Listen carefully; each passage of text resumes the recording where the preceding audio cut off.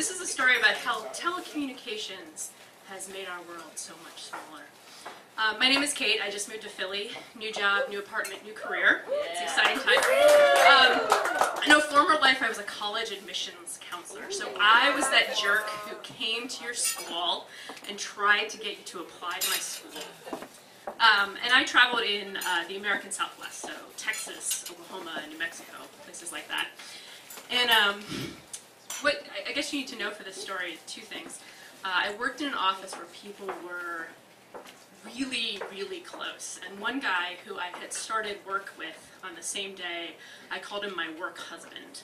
And we got drunk together a lot. So in my phone, it just said husband for his number. And the other thing I think you should know is that between paying the cover and getting to the bar, I left my wallet in the bathroom. Okay, so I'm in Albuquerque, New Mexico, and in between college, or high school visits rather, I decided to go to an Indian restaurant, and I'm meeting an alumni of the college to talk about how the fuck you get people in New Mexico to leave a perfect climate and come to Chicago for 4 years. I dropped my cell phone in the parking lot of this Indian restaurant, and my cell phone was black, and I thought it was really cool because it had a camera. It was a big deal that I had a camera. This was my first cell phone with a camera. I dropped the cell phone in the parking lot, and it was black, the asphalt was black, my bag was black, did not notice. So I go inside and I have lunch. And meanwhile, a lovely, lovely New Mexican, whose name I don't know, who I've never met, finds my cell phone, picks it up, and who does he call but my spouse, of course. And he calls my friend John, my husband, and says, "I found your wife's cell phone."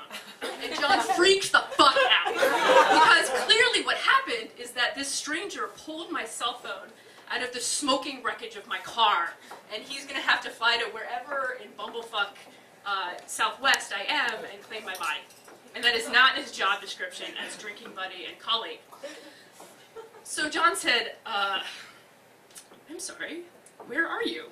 And he goes, 62nd in Wyoming. And John, who was on a different recruiting visit in one of the oranges in New Jersey, said, "What city and what state?" And the guy said, "Your wife?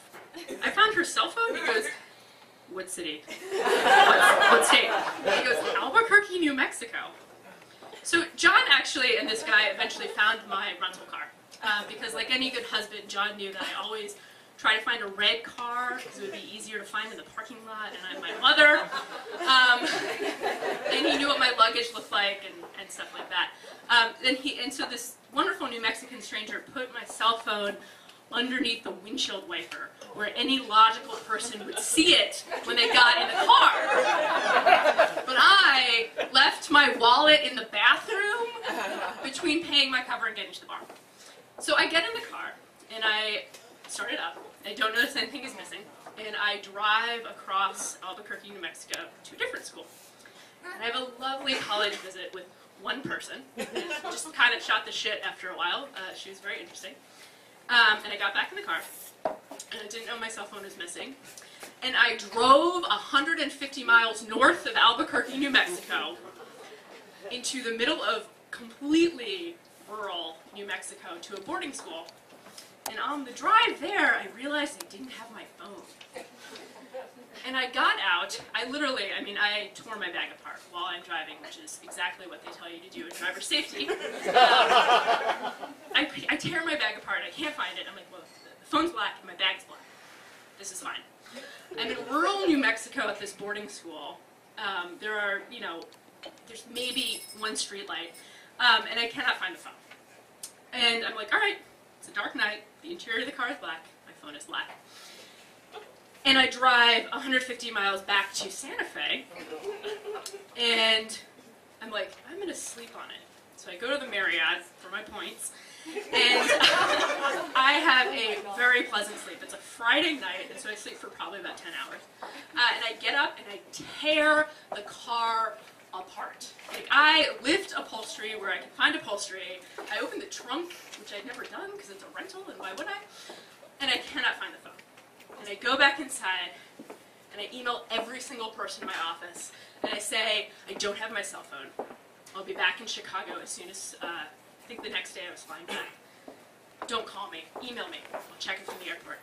And I go and I get into my car, and I drive through an intersection, and while I'm waiting to return the car, I'm like, maybe I should clean the windshield. And in New Mexico, which is one of the sunniest states in the nation, which I looked up later, I had never had an opportunity to turn on the windshield wipers, but when I reached my hand for the windshield wiper knob, I suddenly noticed a black box under the windshield, which was my phone.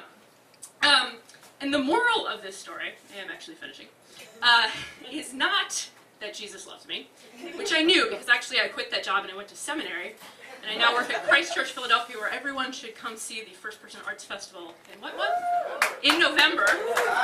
I'll be the asshole in a collar trying to get comp tickets because I don't get paid enough. And the moral of the story is also not that you should always have someone listed in your phone as your spouse.